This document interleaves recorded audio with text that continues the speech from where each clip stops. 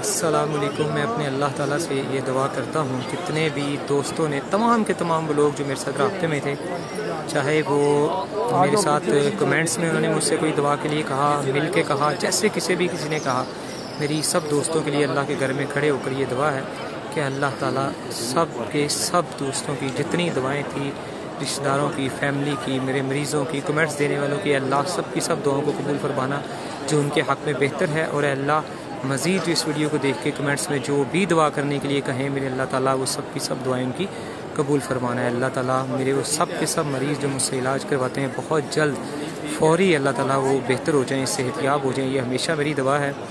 अल्लाह ताला सब के सब लोगों को शिफा देना। और जितने भी लोगों ने, दोस्तों ने, बहन भाइयों ने, सब के सब लोगों ने दुआएं को कहा है, अल्लाह जो उनके हक़ में बेहतर है वो सब की सब ये दुआएं उनकी कबूल फरमाना।